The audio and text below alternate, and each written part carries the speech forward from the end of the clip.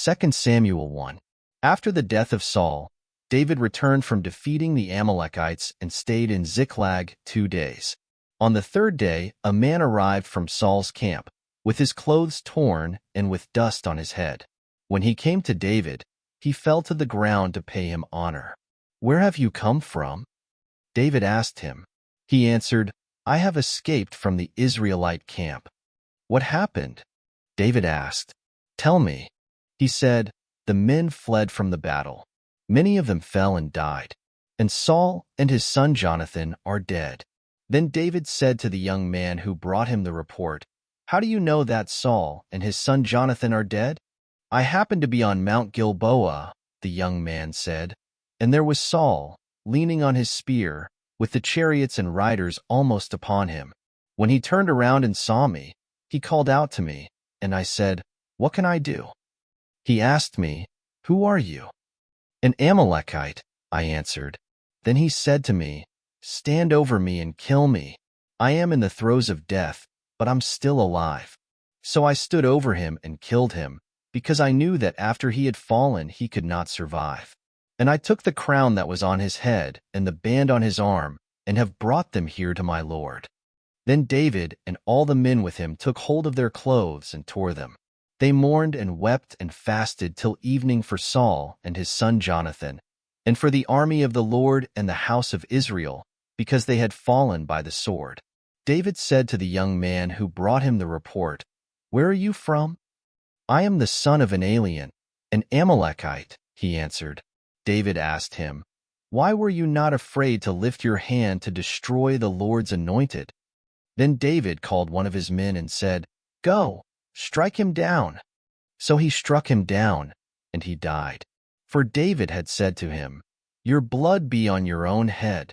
Your own mouth testified against you when you said, 'I killed the Lord's anointed.'" David took up this lament concerning Saul and his son Jonathan, and ordered that the men of Judah be taught this lament of the bow. It is written in the book of Jasher, "Your glory, O Israel, lies slain on your heights. How the mighty have fallen! Tell it not in Gath, proclaim it not in the streets of Ashkelon, lest the daughters of the Philistines be glad, lest the daughters of the uncircumcised rejoice. O mountains of Gilboa, may you have neither dew nor rain, nor fields that yield offerings of grain. For there the shield of the mighty was defiled, the shield of Saul no longer rubbed with oil. From the blood of the slain, from the flesh of the mighty, the bow of Jonathan did not turn back, the sword of Saul did not return unsatisfied." Saul and Jonathan, in life they were loved and gracious, and in death they were not parted. They were swifter than eagles, they were stronger than lions. O daughters of Israel, weep for Saul, who clothed you in scarlet and finery, who adorned your garments with ornaments of gold. How the mighty have fallen in battle! Jonathan lies slain on your heights. I grieve for you, Jonathan my brother. You were very dear to me. Your love for me was wonderful, more wonderful than that of women. How the mighty have fallen! The weapons of war have perished. 2 Samuel 2. In the course of time, David inquired of the Lord, "Shall I go up to one of the towns of Judah?" he asked. The Lord said, "Go up." David asked, "Where shall I go?" "To Hebron," the Lord answered. So David went up there with his 2 wives, Ahinoam of Jezreel and Abigail, the widow of Nabal of Carmel. David also took the men who were with him, each with his family, and they settled in Hebron and its towns. Then the men of Judah came to Hebron, and there they anointed David king over the house of Judah. When David was told that it was the men of Jabesh-Gilead who had buried Saul, he sent messengers to the men of Jabesh-Gilead to say to them, "The Lord bless you for showing this kindness to Saul your master by burying him. May the Lord now show you kindness and faithfulness, and I too will show you the same favor because you have done this. Now then, be strong and brave, for Saul your master is dead, and the house of Judah has anointed me king over them." Meanwhile, Abner son of Ner, the commander of Saul's army, had taken Ishbosheth son of Saul and brought him over to Mahanaim. He made him king over Gilead, Ashuri, and Jezreel, and also over Ephraim, Benjamin, and all Israel. Ishbosheth son of Saul was 40 years old when he became king over Israel, and he reigned 2 years. The house of Judah, however, followed David. The length of time David was king in Hebron over the house of Judah was 7 years and 6 months. Abner son of Ner, together with the men of Ishbosheth son of Saul, left Mahanaim and went to Gibeon. Joab son of Zeruiah and David's men went out and met them at the pool of Gibeon. One group sat down on one side of the pool and one group on the other side. Then Abner said to Joab, "Let's have some of the young men get up and fight hand to hand in front of us." "All right, let them do it," Joab said. So they stood up and were counted off 12 men for Benjamin and Ishbosheth son of Saul, and 12 for David. Then each man grabbed his opponent by the head and thrust his dagger into his opponent's side, and they fell down together. So that place in Gibeon was called Helkath Hazarim. The battle that day was very fierce, and Abner and the men of Israel were defeated by David's men. The 3 sons of Zeruiah were there, Joab, Abishai, and Asahel. Now Asahel was as fleet-footed as a wild gazelle. He chased Abner, turning neither to the right nor to the left as he pursued him. Abner looked behind him and asked, "Is that you, Asahel?" "It is," he answered. Then Abner said to him, "Turn aside to the right or to the left. Take on one of the young men and strip him of his weapons." But Asahel would not stop chasing him. Again Abner warned Asahel, "Stop chasing me. Why should I strike you down? How could I look your brother Joab in the face?" But Asahel refused to give up the pursuit. So Abner thrust the butt of his spear into Asahel's stomach, and the spear came out through his back. He fell there and died on the spot. And every man stopped when he came to the place where Asahel had fallen and died. But Joab and Abishai pursued Abner, and as the sun was setting, they came to the hill of Ammah, near Giah on the way to the wasteland of Gibeon. Then the men of Benjamin rallied behind Abner. They formed themselves into a group and took their stand on top of a hill. Abner called out to Joab, "Must the sword devour forever? Don't you realize that this will end in bitterness? How long before you order your men to stop pursuing their brothers?" Joab answered, "As surely as God lives, if you had not spoken, the men would have continued the pursuit of their brothers until morning." So Joab blew the trumpet, and all the men came to a halt. They no longer pursued Israel, nor did they fight anymore. All that night Abner and his men marched through the Arabah. They crossed the Jordan, continued through the whole Bithron, and came to Mahanaim. Then Joab returned from pursuing Abner and assembled all his men. Besides Asahel, 19 of David's men were found missing. But David's men had killed 360 Benjamites who were with Abner. They took Asahel and buried him in his father's tomb at Bethlehem. Then Joab and his men marched all night and arrived at Hebron by daybreak. 2 Samuel 3. The war between the house of Saul and the house of David lasted a long time. David grew stronger and stronger, while the house of Saul grew weaker and weaker. Sons were born to David in Hebron. His firstborn was Amnon the son of Ahinoam of Jezreel. His second, Kilib the son of Abigail the widow of Nabal of Carmel. The third, Absalom the son of Maacah daughter of Talmai king of Geshur. The fourth, Adonijah the son of Haggith. The fifth, Shephatiah the son of Abidal. And the sixth, Ithream the son of David's wife Eglah. These were born to David in Hebron. During the war between the house of Saul and the house of David, Abner had been strengthening his own position in the house of Saul. Now Saul had had a concubine named Rizpah daughter of Aiah. And Ishbosheth said to Abner, "Why did you sleep with my father's concubine?" Abner was very angry because of what Ishbosheth said, and he answered, "Am I a dog's head on Judah's side? This very day I am loyal to the house of your father Saul and to his family and friends. I haven't handed you over to David. Yet now you accuse me of an offense involving this woman. May God deal with Abner, be it ever so severely, if I do not do for David what the Lord promised him on oath, and transfer the kingdom from the house of Saul and establish David's throne over Israel and Judah from Dan to Beersheba." Ishbosheth did not dare to say another word to Abner, because he was afraid of him. Then Abner sent messengers on his behalf to say to David, "Whose land is it? Make an agreement with me, and I will help you bring all Israel over to you." "Good," said David. "I will make an agreement with you. But I demand one thing of you. Do not come into my presence unless you bring Michal, daughter of Saul, when you come to see me." Then David sent messengers to Ishbosheth, son of Saul, demanding, "Give me my wife Michal, whom I betrothed to myself for the price of 100 Philistine foreskins." So Ishbosheth gave orders, and had her taken away from her husband Paltiel, son of Laish. Her husband, however, went with her, weeping behind her all the way to Bahurim. Then Abner said to him, "Go back home." So he went back. Abner conferred with the elders of Israel and said, "For some time you have wanted to make David your king. Now do it. For the Lord promised David, 'By my servant David I will rescue my people Israel from the hand of the Philistines and from the hand of all their enemies.'" Abner also spoke to the Benjamites in person. Then he went to Hebron to tell David everything that Israel and the whole house of Benjamin wanted to do.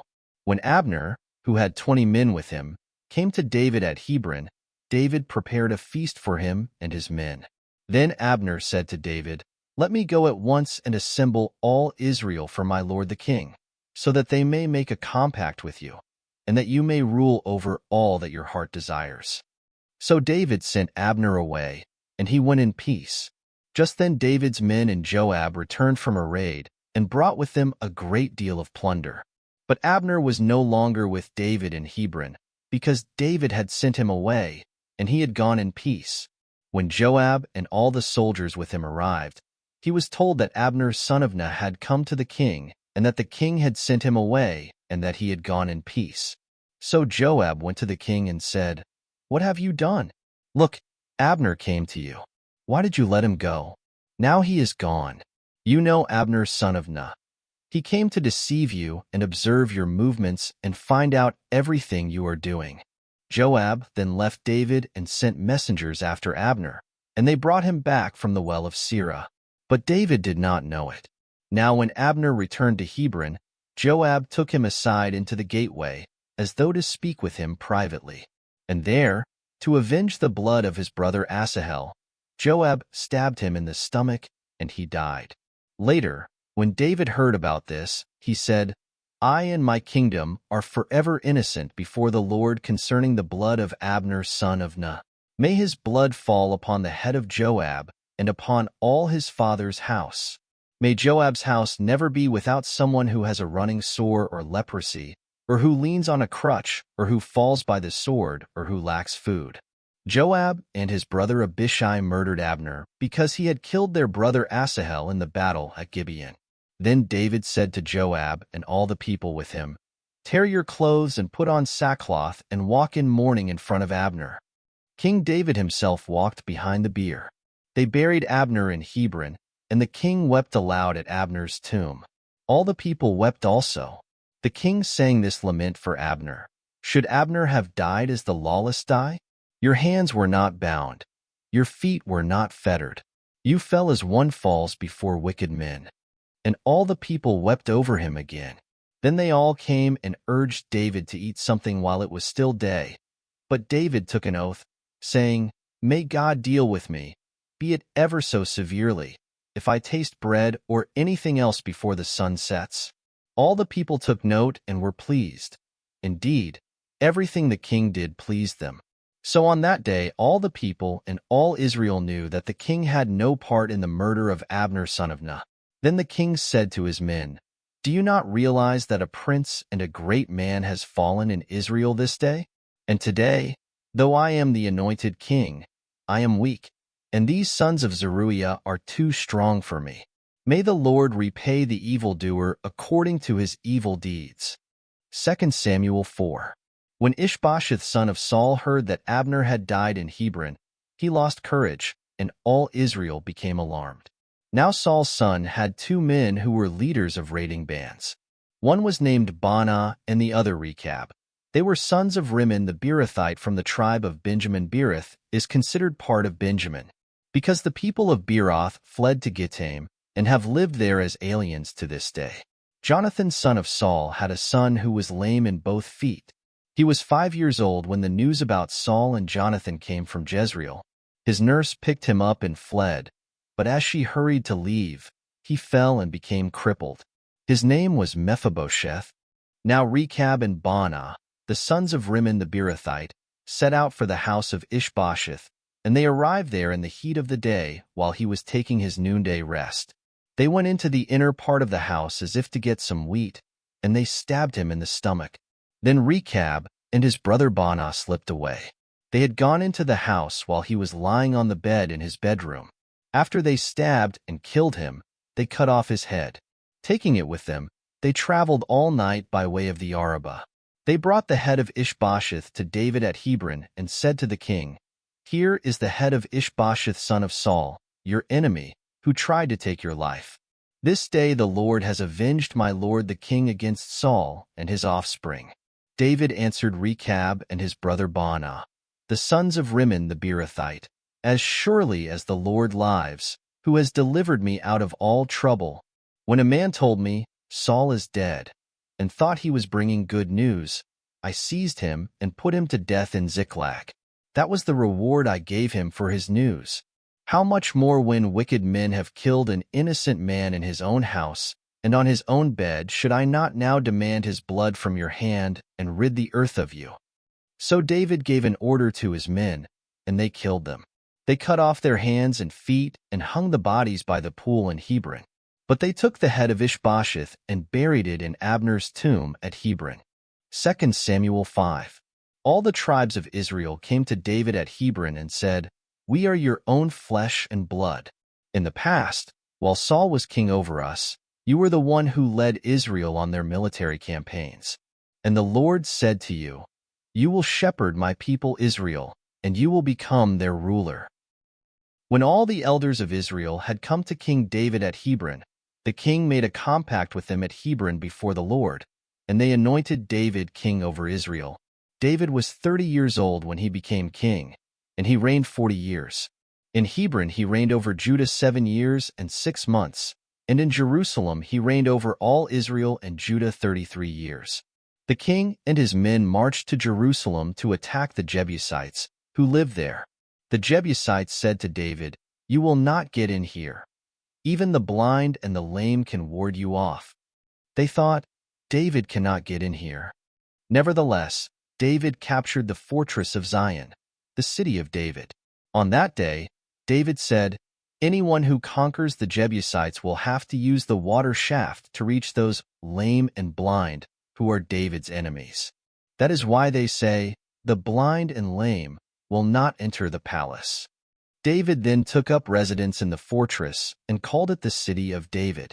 He built up the area around it, from the supporting terraces inward, and he became more and more powerful, because the Lord God Almighty was with him. Now Hiram king of Tyre sent messengers to David, along with cedar logs and carpenters and stonemasons, and they built a palace for David. And David knew that the Lord had established him as king over Israel, and had exalted his kingdom for the sake of his people Israel. After he left Hebron, David took more concubines and wives in Jerusalem, and more sons and daughters were born to him. These are the names of the children born to him there: Shammua, Shobab, Nathan, Solomon, Ibhar, Elishua, Nepheg, Japhia, Elishama, Eliada, and Eliphalet. When the Philistines heard that David had been anointed king over Israel, they went up in full force to search for him, but David heard about it and went down to the stronghold.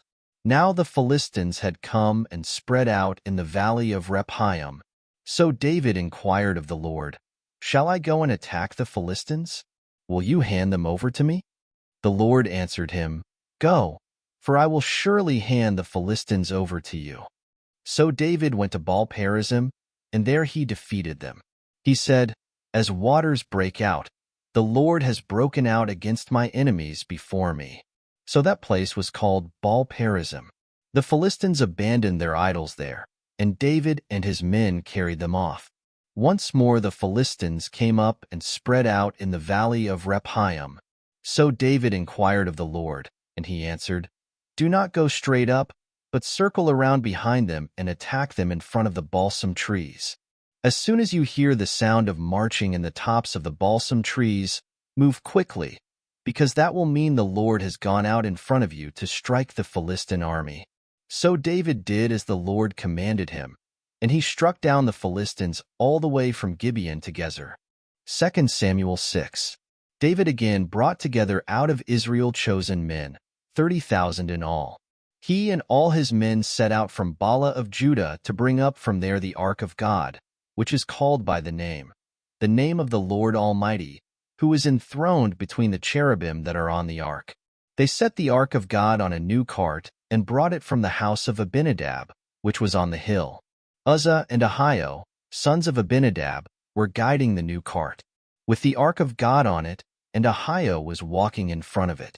David and the whole house of Israel were celebrating with all their might before the Lord, with songs and with harps, lyres, tambourines, sistrums, and cymbals.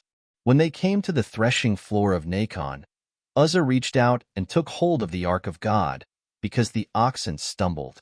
The Lord's anger burned against Uzzah because of his irreverent act. Therefore God struck him down, and he died there beside the ark of God. Then David was angry because the Lord's wrath had broken out against Uzzah, and to this day that place is called Perez Uzzah. David was afraid of the Lord that day and said, "How can the ark of the Lord ever come to me?" He was not willing to take the ark of the Lord to be with him in the city of David. Instead, he took it aside to the house of Obed-Edom the Gittite. The ark of the Lord remained in the house of Obed-Edom the Gittite for 3 months, and the Lord blessed him and his entire household. Now King David was told, "The Lord has blessed the household of Obed-Edom and everything he has, because of the ark of God."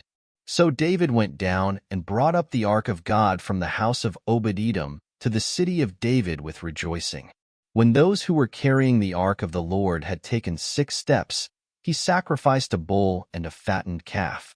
David, wearing a linen ephod, danced before the Lord with all his might, while he and the entire house of Israel brought up the ark of the Lord with shouts and the sound of trumpets. As the ark of the Lord was entering the city of David, Michal, daughter of Saul, watched from a window. And when she saw King David leaping and dancing before the Lord, she despised him in her heart. They brought the ark of the Lord and set it in its place inside the tent that David had pitched for it, and David sacrificed burnt offerings and fellowship offerings before the Lord. After he had finished sacrificing the burnt offerings and fellowship offerings, he blessed the people in the name of the Lord Almighty.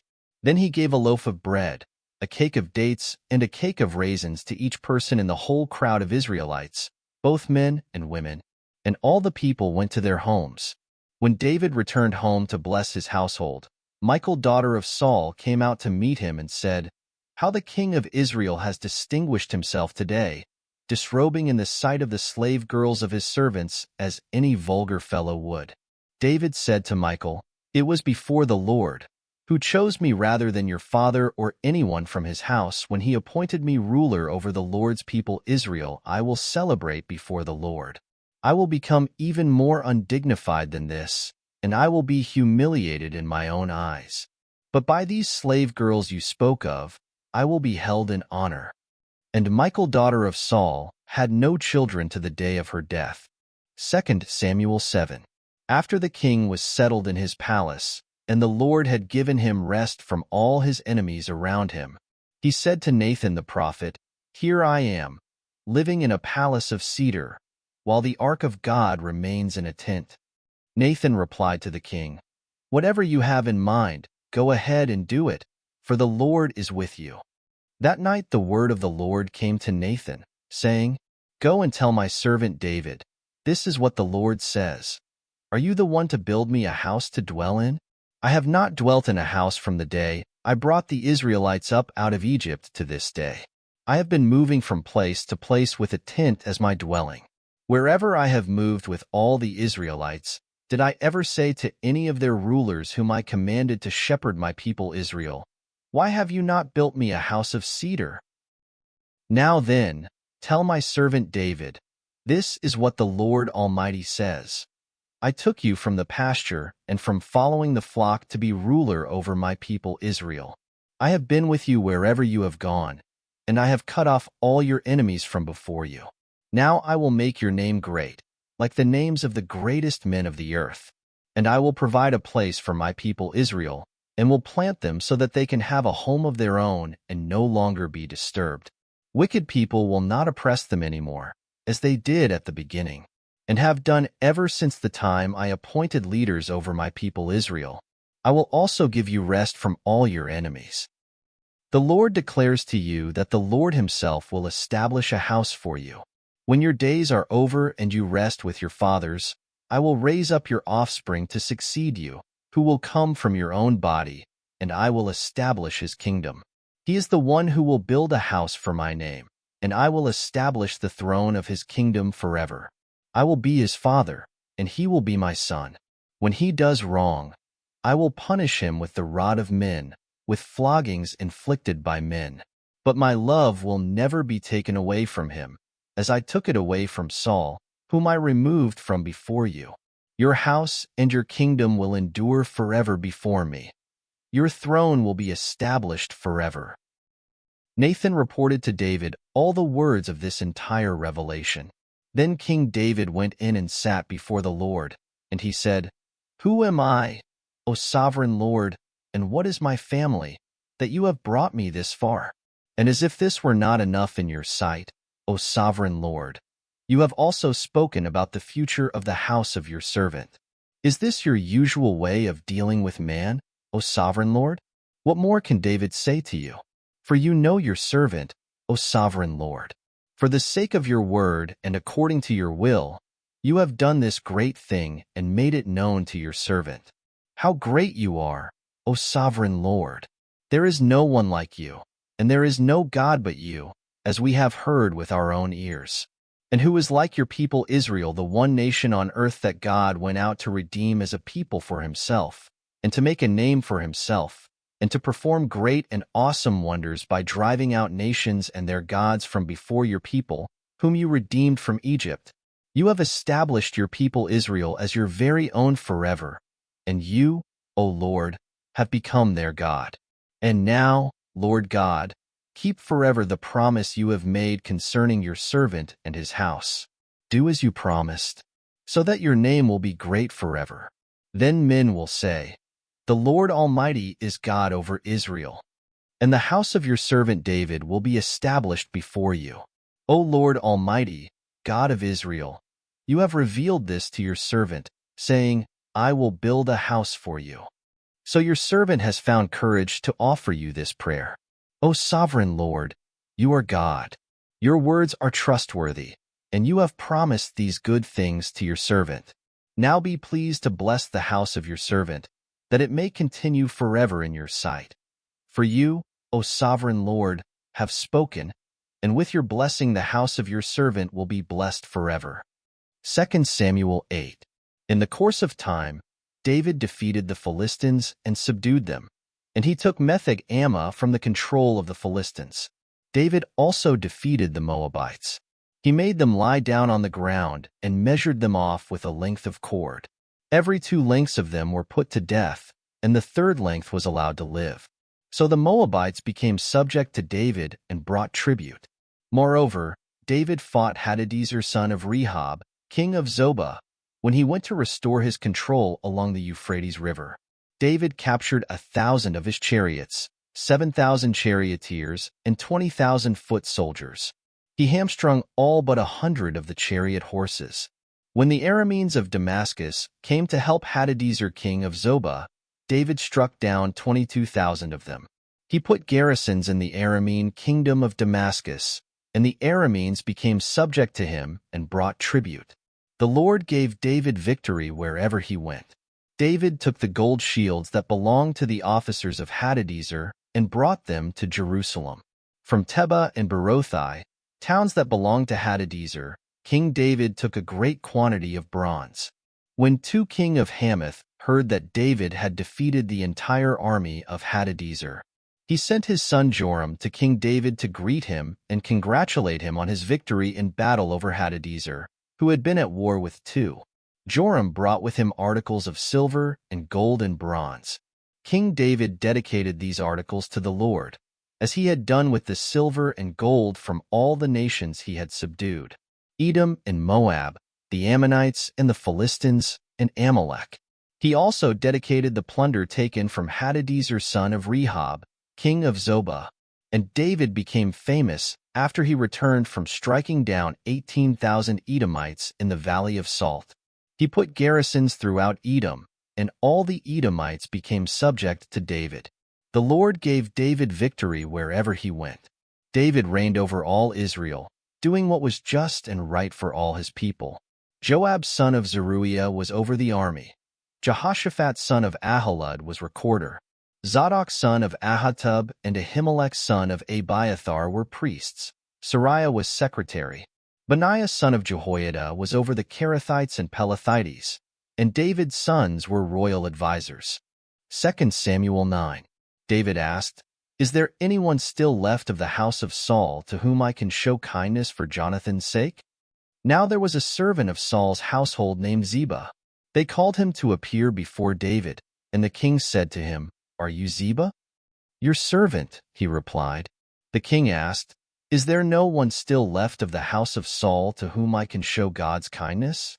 Ziba answered the king, "There is still a son of Jonathan. He is crippled in both feet." "Where is he?" the king asked. Ziba answered, "He is at the house of Machir son of Ammiel in Lo-Debar." So King David had him brought from Lo-Debar, from the house of Machir son of Ammiel. When Mephibosheth son of Jonathan, the son of Saul, came to David, he bowed down to pay him honor. David said, "Mephibosheth." "Your servant," he replied. "Don't be afraid," David said to him, "for I will surely show you kindness for the sake of your father Jonathan. I will restore to you all the land that belonged to your grandfather Saul, and you will always eat at my table." Mephibosheth bowed down and said, "What is your servant, that you should notice a dead dog like me?" Then the king summoned Ziba, Saul's servant, and said to him, "I have given your master's grandson everything that belonged to Saul and his family. You and your sons and your servants are to farm the land for him and bring in the crops, so that your master's grandson may be provided for. And Mephibosheth, grandson of your master, will always eat at my table." Now Ziba had 15 sons and 20 servants. Then Ziba said to the king, "Your servant will do whatever my lord the king commands his servant to do." So Mephibosheth ate at David's table like one of the king's sons. Mephibosheth had a young son named Micah, and all the members of Ziba's household were servants of Mephibosheth. And Mephibosheth lived in Jerusalem, because he always ate at the king's table, and he was crippled in both feet. 2 Samuel 10. In the course of time, the king of the Ammonites died, and his son Hanun succeeded him as king. David thought, "I will show kindness to Hanun son of Nahash, just as his father showed kindness to me." So David sent a delegation to express his sympathy to Hanun concerning his father. When David's men came to the land of the Ammonites, the Ammonite nobles said to Hanun their lord, "Do you think David is honoring your father by sending men to you to express sympathy? Hasn't David sent them to you to explore the city and spy it out and overthrow it?"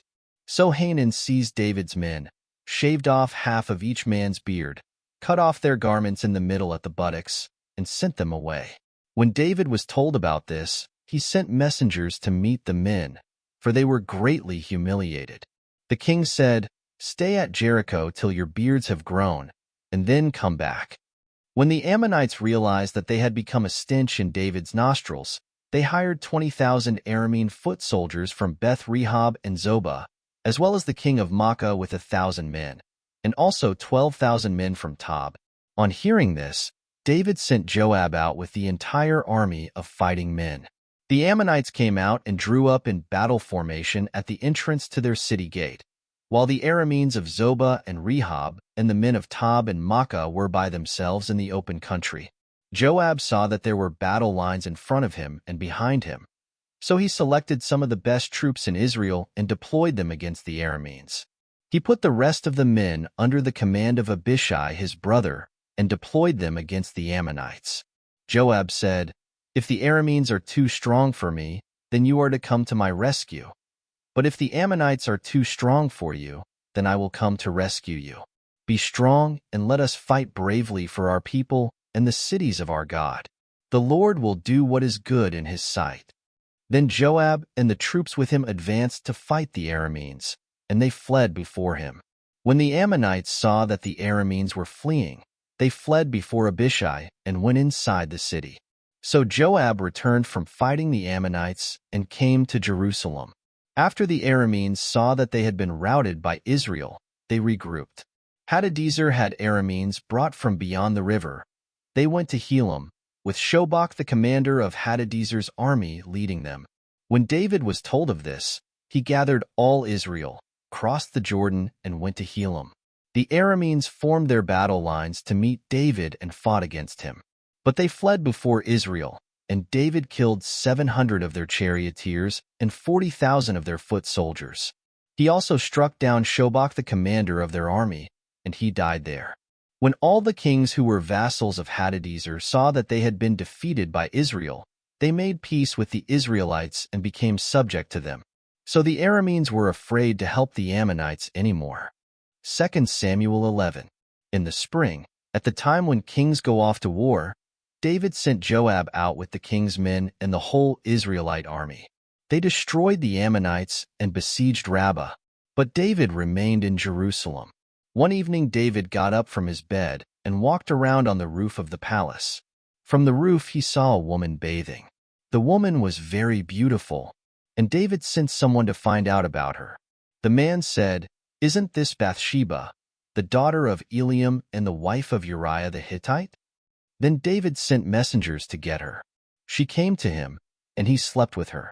She had purified herself from her uncleanness. Then she went back home. The woman conceived and sent word to David, saying, "I am pregnant." So David sent this word to Joab, "Send me Uriah the Hittite." And Joab sent him to David. When Uriah came to him, David asked him how Joab was, how the soldiers were, and how the war was going. Then David said to Uriah, "Go down to your house and wash your feet." So Uriah left the palace, and a gift from the king was sent after him. But Uriah slept at the entrance to the palace with all his master's servants and did not go down to his house. When David was told, "Uriah did not go home," he asked him, "Haven't you just come from a distance? Why didn't you go home?" Uriah said to David, "The ark and Israel and Judah are staying in tents, and my master Joab and my lord's men are camped in the open fields. How could I go to my house to eat and drink and lie with my wife? As surely as you live, I will not do such a thing." Then David said to him, "Stay here one more day, and tomorrow I will send you back." So Uriah remained in Jerusalem that day and the next. At David's invitation, he ate and drank with him, and David made him drunk. But in the evening Uriah went out to sleep on his mat among his master's servants. He did not go home. In the morning David wrote a letter to Joab and sent it with Uriah. In it he wrote, "Put Uriah in the front line where the fighting is fiercest. Then withdraw from him, so he will be struck down and die." So while Joab had the city under siege, he put Uriah at a place where he knew the strongest defenders were. When the men of the city came out and fought against Joab, some of the men in David's army fell. Moreover, Uriah the Hittite died. Joab sent David a full account of the battle. He instructed the messenger, "When you have finished giving the king this account of the battle, the king's anger may flare up, and he may ask you, 'Why did you get so close to the city to fight? Didn't you know they would shoot arrows from the wall? Who killed Abimelech son of Jerubbesheth? Didn't a woman throw an upper millstone on him from the wall, so that he died in Thebez? Why did you get so close to the wall?' If he asks you this, then say to him, 'Also, your servant Uriah the Hittite is dead.'" The messenger set out, and when he arrived, he told David everything Joab had sent him to say. The messenger said to David, "The men overpowered us and came out against us in the open, but we drove them back to the entrance to the city gate. Then the archers shot arrows at your servants from the wall, and some of the king's men died. Moreover, your servant Uriah the Hittite is dead." David told the messenger, "Say this to Joab, don't let this upset you. The sword devours one as well as another. Press the attack against the city and destroy it. Say this to encourage Joab." When Uriah's wife heard that her husband was dead, she mourned for him. After the time of mourning was over, David had her brought to his house, and she became his wife and bore him a son. But the thing David had done displeased the Lord. 2 Samuel 12. The Lord sent Nathan to David. When he came to him, he said, "There were two men in a certain town, one rich and the other poor. The rich man had a very large number of sheep and cattle, but the poor man had nothing except one little ewe lamb he had bought. He raised it, and it grew up with him and his children. It shared his food, drank from his cup, and even slept in his arms. It was like a daughter to him. Now a traveler came to the rich man, but the rich man refrained from taking one of his own sheep or cattle to prepare a meal for the traveler who had come to him. Instead, he took the ewe lamb that belonged to the poor man and prepared it for the one who had come to him." David burned with anger against the man and said to Nathan, "As surely as the Lord lives, the man who did this deserves to die. He must pay for that lamb 4 times over, because he did such a thing and had no pity." Then Nathan said to David, "You are the man. This is what the Lord, the God of Israel, says, I anointed you king over Israel, and I delivered you from the hand of Saul. I gave your master's house to you, and your master's wives into your arms. I gave you the house of Israel and Judah, and if all this had been too little, I would have given you even more. Why did you despise the word of the Lord by doing what is evil in his eyes? You struck down Uriah the Hittite with the sword and took his wife to be your own. You killed him with the sword of the Ammonites. Now, therefore, the sword will never depart from your house, because you despised me and took the wife of Uriah the Hittite to be your own. This is what the Lord says, out of your own household I am going to bring calamity upon you. Before your very eyes I will take your wives and give them to one who is close to you, and he will lie with your wives in broad daylight. You did it in secret, but I will do this thing in broad daylight before all Israel." Then David said to Nathan, "I have sinned against the Lord." Nathan replied, "The Lord has taken away your sin. You are not going to die. But because by doing this you have made the enemies of the Lord show utter contempt, the son born to you will die." After Nathan had gone home, the Lord struck the child that Uriah's wife had borne to David, and he became ill. David pleaded with God for the child. He fasted and went into his house and spent the nights lying on the ground. The elders of his household stood beside him to get him up from the ground, but he refused, and he would not eat any food with them. On the 7th day the child died. David's servants were afraid to tell him that the child was dead, for they thought, "While the child was still living, we spoke to David, but he would not listen to us. How can we tell him the child is dead? He may do something desperate." David noticed that his servants were whispering among themselves, and he realized the child was dead. "Is the child dead?" he asked. "Yes," they replied, "he is dead." Then David got up from the ground. After he had washed, put on lotions and changed his clothes, he went into the house of the Lord and worshipped. Then he went to his own house, and at his request they served him food, and he ate. His servants asked him, "Why are you acting this way? While the child was alive, you fasted and wept, but now that the child is dead, you get up and eat?" He answered, "While the child was still alive, I fasted and wept. I thought, who knows? The Lord may be gracious to me and let the child live. But now that he is dead, why should I fast? Can I bring him back again? I will go to him, but he will not return to me." Then David comforted his wife Bathsheba, and he went to her and lay with her. She gave birth to a son, and they named him Solomon. The Lord loved him, and because the Lord loved him, he sent word through Nathan the prophet to name him Jedediah. Meanwhile Joab, fought against Rabbah of the Ammonites and captured the royal citadel. Joab then sent messengers to David, saying, I have fought against Rabbah and taken its water supply. Now muster the rest of the troops and besiege the city and capture it. Otherwise I will take the city, and it will be named after me. So David mustered the entire army and went to Rabbah and attacked and captured it. He took the crown from the head of their king. Its weight was a talent of gold, and it was set with precious stones, and it was placed on David's head. He took a great quantity of plunder from the city, and brought out the people who were there, consigning them to labor with saws and with iron picks and axes, and he made them work at brickmaking. He did this to all the Ammonite towns. Then David and his entire army returned to Jerusalem. 2 Samuel 13. In the course of time, Amnon son of David fell in love with Tamar, the beautiful sister of Absalom son of David. Amnon became frustrated to the point of illness on account of his sister Tamar, for she was a virgin, and it seemed impossible for him to do anything to her. Now Amnon had a friend named Jonadab son of Shimeah, David's brother. Jonadab was a very shrewd man. He asked Amnon, Why do you, the king's son, look so haggard morning after morning? Won't you tell me? Amnon said to him, I'm in love with Tamar, my brother Absalom's sister. Go to bed and pretend to be ill, Jonadab said. When your father comes to see you, say to him, I would like my sister Tamar to come and give me something to eat. Let her prepare the food in my sight, so I may watch her, and then eat it from her hand. So Amnon lay down and pretended to be ill. When the king came to see him, Amnon said to him, I would like my sister Tamar to come and make some special bread in my sight, so I may eat from her hand. David sent word to Tamar at the palace, Go to the house of your brother Amnon and prepare some food for him.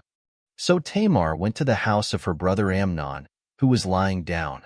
She took some dough, kneaded it, made the bread in his sight, and baked it.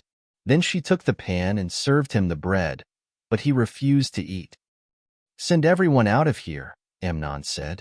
So everyone left him. Then Amnon said to Tamar, Bring the food here into my bedroom, so I may eat from your hand. And Tamar took the bread she had prepared and brought it to her brother Amnon in his bedroom. But when she took it to him to eat, he grabbed her and said, Come to bed with me, my sister. Don't, my brother, she said to him. Don't force me. Such a thing should not be done in Israel. Don't do this wicked thing. What about me? Where could I get rid of my disgrace? And what about you? You would be like one of the wicked fools in Israel. Please speak to the king. He will not keep me from being married to you. But he refused to listen to her, and since he was stronger than she, he raped her. Then Amnon hated her with intense hatred. In fact, he hated her more than he had loved her. Amnon said to her, Get up and get out. No, she said to him. Sending me away would be a greater wrong than what you have already done to me. But he refused to listen to her. He called his personal servant and said, Get this woman out of here and bolt the door after her. So his servant put her out and bolted the door after her. She was wearing a richly ornamented robe, for this was the kind of garment the virgin daughters of the king wore. Tamar put ashes on her head and tore the ornamented robe she was wearing. She put her hand on her head and went away, weeping aloud as she went. Her brother Absalom said to her, Has that Amnon, your brother, been with you? Be quiet now, my sister. He is your brother. Don't take this thing to heart. And Tamar lived in her brother Absalom's house, a desolate woman. When King David heard all this, he was furious. Absalom never said a word to Amnon, either good or bad. He hated Amnon because he had disgraced his sister Tamar. 2 years later, when Absalom's sheep shearers were at Baal-Hazor near the border of Ephraim, he invited all the king's sons to come there. Absalom went to the king and said, Your servant has had shearers come. Will the king and his officials please join me? No, my son, the king replied. All of us should not go. We would only be a burden to you. Although Absalom urged him, he still refused to go, but gave him his blessing. Then Absalom said, If not, please let my brother Amnon come with us. The king asked him, "Why should he go with you?" But Absalom urged him, so he sent with him Amnon and the rest of the king's sons. Absalom ordered his men, "Listen, when Amnon is in high spirits from drinking wine and I say to you, 'Strike Amnon down, then kill him,' don't be afraid. Have not I given you this order? Be strong and brave." So Absalom's men did to Amnon what Absalom had ordered. Then all the king's sons got up, mounted their mules, and fled. While they were on their way, the report came to David, "Absalom has struck down all the king's sons. Not one of them is left." The king stood up, tore his clothes, and lay down on the ground, and all his servants stood by with their clothes torn. But Jonadab, son of Shimeah, David's brother, said, "My lord should not think that they killed all the princes. Only Amnon is dead." This has been Absalom's expressed intention ever since the day Amnon raped his sister Tamar. My lord the king should not be concerned about the report that all the king's sons are dead. Only Amnon is dead. Meanwhile, Absalom had fled. Now the man standing watch looked up and saw many people on the road west of him, coming down the side of the hill. The watchman went and told the king, "I see men in the direction of Horonaim, on the side of the hill." Jonadab said to the king, "See, the king's sons are here. It has happened just as your servant said." As he finished speaking, the king's sons came in, wailing loudly. The king, too, and all his servants wept very bitterly. Absalom fled and went to Talmai son of Ammihud, the king of Geshur. But King David mourned for his son every day. After Absalom fled and went to Geshur, he stayed there 3 years. And the spirit of the king longed to go to Absalom, for he was consoled concerning Amnon's death. 2 Samuel 14. Joab son of Zeruiah knew that the king's heart longed for Absalom. So Joab sent someone to Tekoa and had a wise woman brought from there. He said to her, "Pretend you are in mourning, dress in mourning clothes, and don't use any cosmetic lotions. Act like a woman who has spent many days grieving for the dead. Then go to the king and speak these words to him." And Joab put the words in her mouth. When the woman from Tekoa went to the king, she fell with her face to the ground to pay him honor, and she said, "Help me, O king." The king asked her, "What is troubling you?" She said, "I am indeed a widow. My husband is dead. I, your servant, had 2 sons. They got into a fight with each other in the field, and no one was there to separate them. One struck the other and killed him. Now the whole clan has risen up against your servant. They say, 'Hand over the one who struck his brother down, so that we may put him to death for the life of his brother whom he killed. Then we will get rid of the heir as well.' They would put out the only burning coal I have left, leaving my husband neither name nor descendant on the face of the earth." The king said to the woman, "Go home, and I will issue an order in your behalf." But the woman from Tekoa said to him, "My lord the king, let the blame rest on me and on my father's family, and let the king and his throne be without guilt." The king replied, "If anyone says anything to you, bring him to me, and he will not bother you again." She said, "Then let the king invoke the Lord his God to prevent the avenger of blood from adding to the destruction, so that my son will not be destroyed. As surely as the Lord lives," he said, "not one hair of your son's head will fall to the ground." Then the woman said, "Let your servant speak a word to my lord the king." "Speak," he replied. The woman said, "Why then have you devised a thing like this against the people of God? When the king says this, does he not convict himself? For the king has not brought back his banished son. Like water spilled on the ground, which cannot be recovered, so we must die. But God does not take away life. Instead, he devises ways so that a banished person may not remain estranged from him. And now I have come to say this to my lord the king, because the people have made me afraid. Your servant thought, I will speak to the king. Perhaps he will do what his servant asks. Perhaps the king will agree to deliver his servant from the hand of the man who is trying to cut off both me and my son from the inheritance God gave us. And now your servant says, May the word of my lord the king bring me rest, For my lord the king is like an angel of God in discerning good and evil. May the Lord your God be with you." Then the king said to the woman, "Do not keep from me the answer to what I am going to ask you."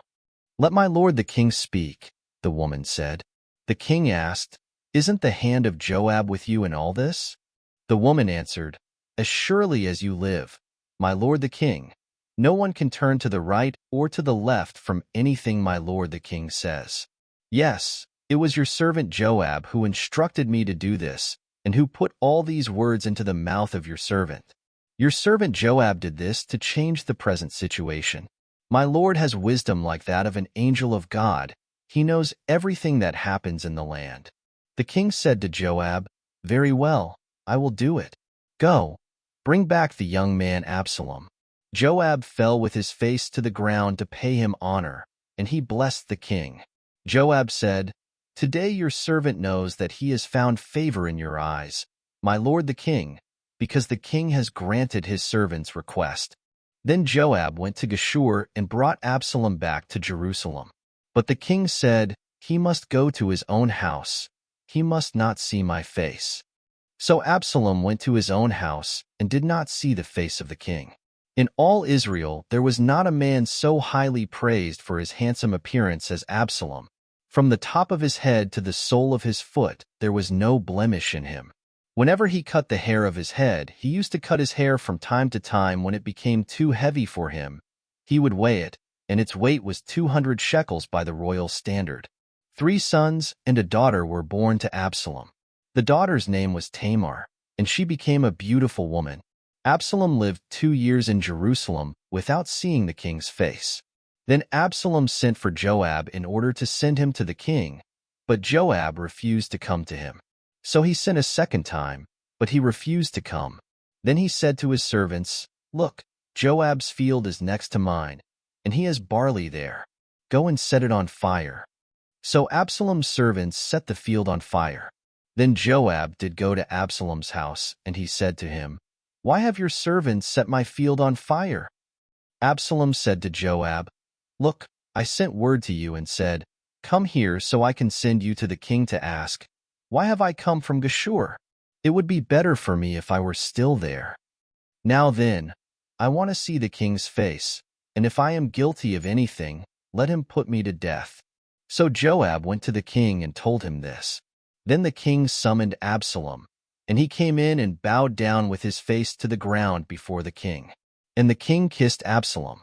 2 Samuel 15. In the course of time, Absalom provided himself with a chariot and horses, and with 50 men to run ahead of him. He would get up early and stand by the side of the road leading to the city gate. Whenever anyone came with a complaint to be placed before the king for a decision, Absalom would call out to him, "What town are you from?" He would answer, "Your servant is from one of the tribes of Israel." Then Absalom would say to him, "Look, your claims are valid and proper, but there is no representative of the king to hear you." And Absalom would add, "If only I were appointed judge in the land, then everyone who has a complaint or case could come to me, and I would see that he gets justice." Also, whenever anyone approached him to bow down before him, Absalom would reach out his hand, take hold of him, and kiss him. Absalom behaved in this way toward all the Israelites who came to the king asking for justice, and so he stole the hearts of the men of Israel. At the end of 4 years, Absalom said to the king, "Let me go to Hebron and fulfill a vow I made to the Lord. While your servant was living at Geshur in Aram, I made this vow. If the Lord takes me back to Jerusalem, I will worship the Lord in Hebron." The king said to him, "Go in peace." So he went to Hebron. Then Absalom sent secret messengers throughout the tribes of Israel to say, "As soon as you hear the sound of the trumpets, then say, 'Absalom is king in Hebron.'" 200 men from Jerusalem had accompanied Absalom. They had been invited as guests and went quite innocently, knowing nothing about the matter. While Absalom was offering sacrifices, he also sent for Ahithophel the Gilonite, David's counselor, to come from Gilo, his hometown. And so the conspiracy gained strength, and Absalom's following kept on increasing. A messenger came and told David, The hearts of the men of Israel are with Absalom." Then David said to all his officials who were with him in Jerusalem, "Come, we must flee, or none of us will escape from Absalom. We must leave immediately, or he will move quickly to overtake us and bring ruin upon us and put the city to the sword." The king's officials answered him, "Your servants are ready to do whatever our lord the king chooses." The king set out, with his entire household following him, but he left 10 concubines to take care of the palace. So the king set out, with all the people following him, and they halted at a place some distance away. All his men marched past him, along with all the Kerethites and Pelethites, and all the 600 Gittites who had accompanied him from Gath marched before the king. The king said to Ittai the Gittite, "Why should you come along with us? Go back and stay with King Absalom. You are a foreigner, an exile from your homeland. You came only yesterday, and today shall I make you wander about with us, when I do not know where I am going? Go back and take your countrymen. May kindness and faithfulness be with you." But Ittai replied to the king, "As surely as the Lord lives, and as my lord the king lives, wherever my lord the king may be, whether it means life or death, there will your servant be." David said to Ittai, "Go ahead, march on." So Ittai the Gittite marched on with all his men and the families that were with him. The whole countryside wept aloud as all the people passed by. The king also crossed the Kidron Valley, and all the people moved on toward the desert. Zadok was there, too, and all the Levites who were with him were carrying the Ark of the Covenant of God. They set down the Ark of God, and Abiathar offered sacrifices until all the people had finished leaving the city. Then the king said to Zadok, "Take the Ark of God back into the city. If I find favor in the Lord's eyes, he will bring me back and let me see it and his dwelling place again. But if he says, 'I am not pleased with you,' then I am ready. Let him do to me whatever seems good to him." The king also said to Zadok the priest, "Aren't you a seer? Go back to the city in peace, with your son Ahimaaz and Jonathan son of Abiathar. You and Abiathar take your 2 sons with you. I will wait at the fords in the desert until word comes from you to inform me." So Zadok and Abiathar took the Ark of God back to Jerusalem and stayed there. But David continued up the Mount of Olives, weeping as he went. His head was covered, and he was barefoot. All the people with him covered their heads too, and were weeping as they went up. Now David had been told, "Ahithophel is among the conspirators with Absalom." So David prayed, "O Lord, turn Ahithophel's counsel into foolishness." When David arrived at the summit, where people used to worship God, Hushai the Archite was there to meet him, his robe torn and dust on his head. David said to him, "If you go with me, you will be a burden to me. But if you return to the city and say to Absalom, 'I will be your servant, O king. I was your father's servant in the past, but now I will be your servant,' then you can help me by frustrating Ahithophel's advice. Won't the priests Zadok and Abiathar be there with you? Tell them anything you hear in the king's palace. Their 2 sons, Ahimaaz son of Zadok and Jonathan son of Abiathar, are there with them. Send them to me with anything you hear." So David's friend Hushai arrived at Jerusalem as Absalom was entering the city. 2 Samuel 16. When David had gone a short distance beyond the summit, there was Ziba, the steward of Mephibosheth, waiting to meet him. He had a string of donkeys saddled and loaded with 200 loaves of bread, 100 cakes of raisins, 100 cakes of figs, and a skin of wine. The king asked Ziba, "Why have you brought these?" Ziba answered, "The donkeys are for the king's household to ride on, the bread and fruit are for the men to eat, and the wine is to refresh those who become exhausted in the desert." The king then asked, "Where is your master's grandson?"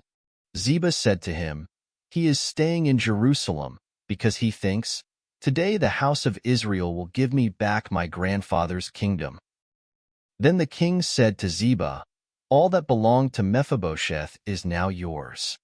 "I humbly bow," Ziba said. "May I find favor in your eyes, my lord the king." As King David approached Bahurim, a man from the same clan as Saul's family came out from there. His name was Shimei son of Gera, and he cursed as he came out.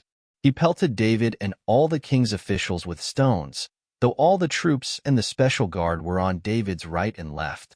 As he cursed, Shimei said, get out, you man of blood, you scoundrel. The Lord has repaid you for all the blood you shed in the household of Saul, in whose place you have reigned. The Lord has handed the kingdom over to your son Absalom. You have come to ruin because you are a man of blood. Then Abishai son of Zeruiah said to the king, why should this dead dog curse my lord the king? Let me go over and cut off his head. But the king said, what do you and I have in common, you sons of Zeruiah? If he is cursing because the Lord said to him, curse David, who can ask, why do you do this? David then said to Abishai and all his officials, my son, who is of my own flesh, is trying to take my life. How much more, then, this Benjamite? Leave him alone. Let him curse, for the Lord has told him to. It may be that the Lord will see my distress and repay me with good for the cursing I am receiving today. So David and his men continued along the road while Shimei was going along the hillside opposite him, cursing as he went and throwing stones at him and showering him with dirt.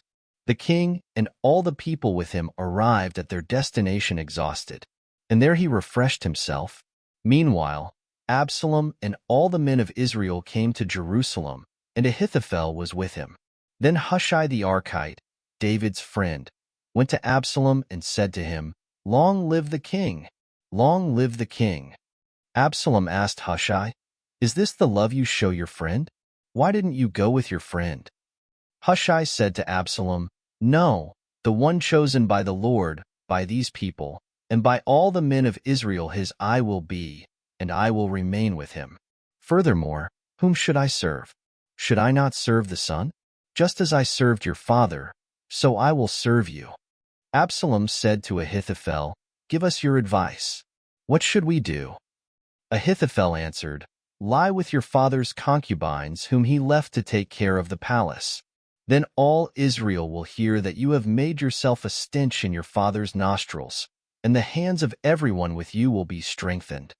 So they pitched a tent for Absalom on the roof, and he lay with his father's concubines in the sight of all Israel. Now in those days the advice Ahithophel gave was like that of one who inquires of God. That was how both David and Absalom regarded all of Ahithophel's advice. 2 Samuel 17. Ahithophel said to Absalom, I would choose 12,000 men and set out tonight in pursuit of David. I would attack him while he is weary and weak. I would strike him with terror, and then all the people with him will flee. I would strike down only the king, and bring all the people back to you. The death of the man you seek will mean the return of all. All the people will be unharmed. This plan seemed good to Absalom and to all the elders of Israel. But Absalom said, summon also Hushai the Archite, so we can hear what he has to say. When Hushai came to him, Absalom said, Ahithophel has given this advice. Should we do what he says? If not, give us your opinion. Hushai replied to Absalom, the advice Ahithophel has given is not good this time.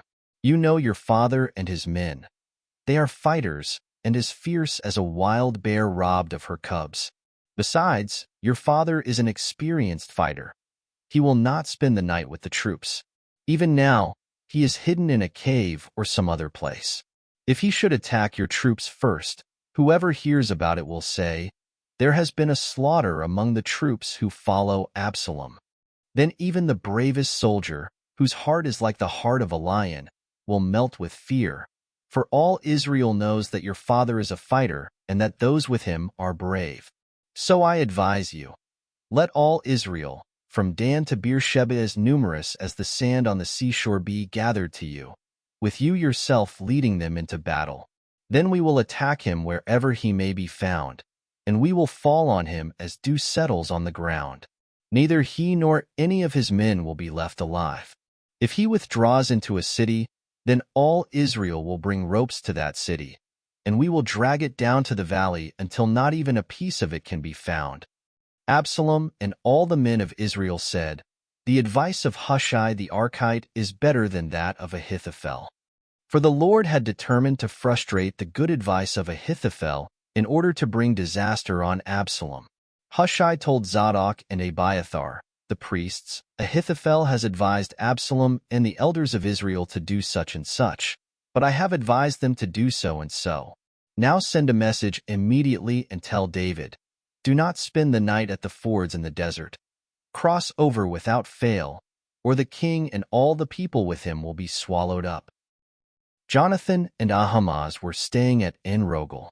A servant girl was to go and inform them, and they were to go and tell King David, for they could not risk being seen entering the city. But a young man saw them and told Absalom. So the two of them left quickly and went to the house of a man in Bahurim. He had a well in his courtyard, and they climbed down into it. His wife took a covering and spread it out over the opening of the well and scattered grain over it. No one knew anything about it. When Absalom's men came to the woman at the house, they asked, where are Ahimaaz and Jonathan? The woman answered them, they crossed over the brook. The men searched but found no one, so they returned to Jerusalem. After the men had gone, the two climbed out of the well and went to inform King David. They said to him, set out and cross the river at once. Ahithophel has advised such and such against you. So David and all the people with him set out and crossed the Jordan. By daybreak, no one was left who had not crossed the Jordan.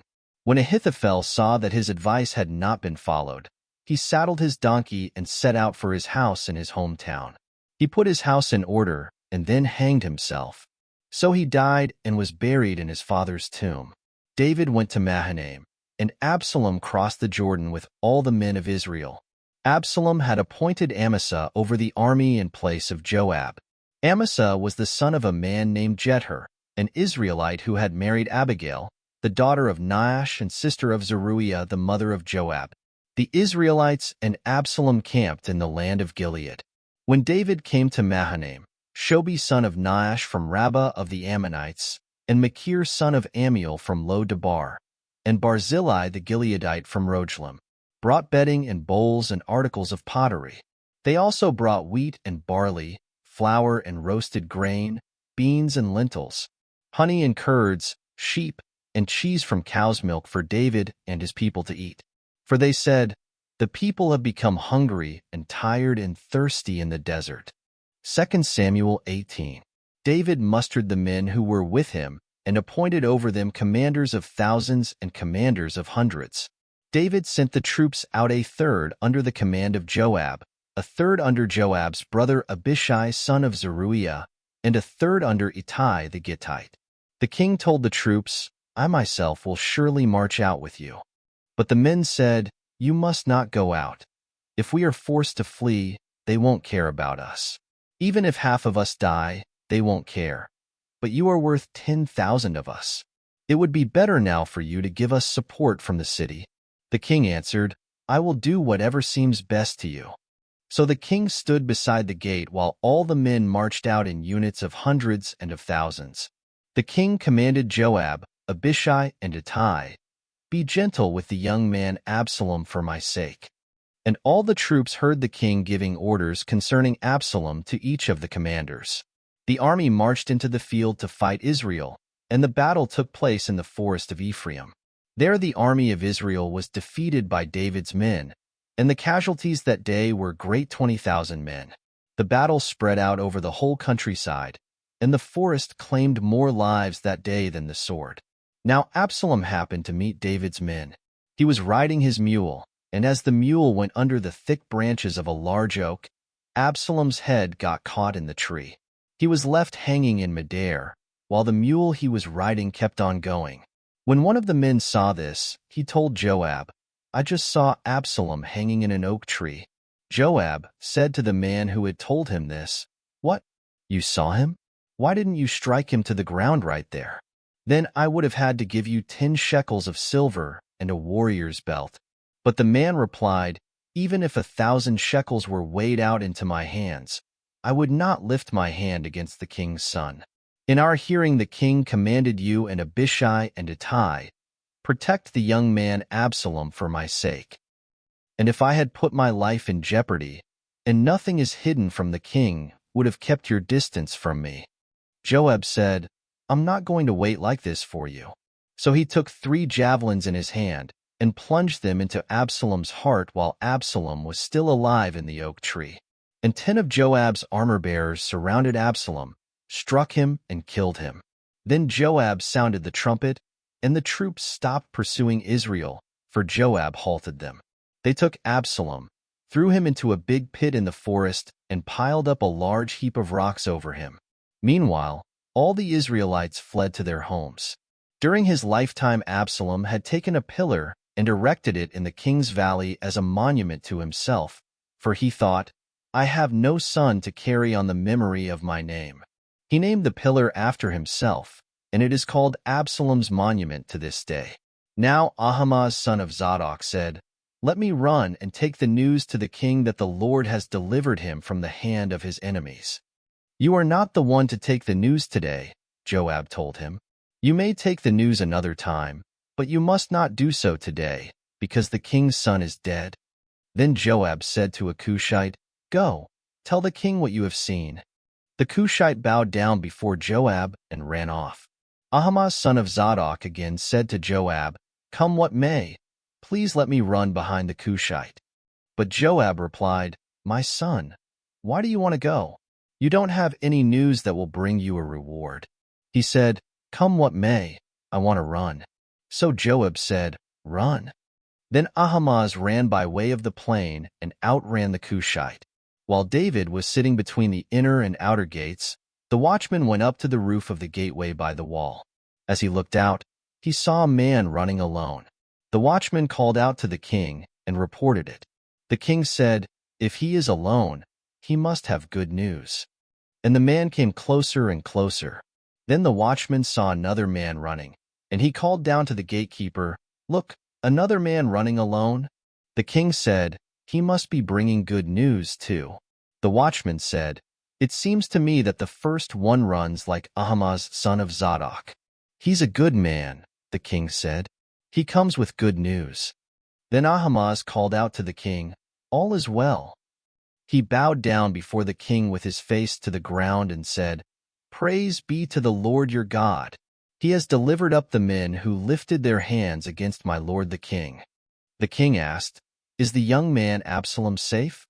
Ahimaaz answered, "I saw great confusion just as Joab was about to send the king's servant and me, your servant, but I don't know what it was."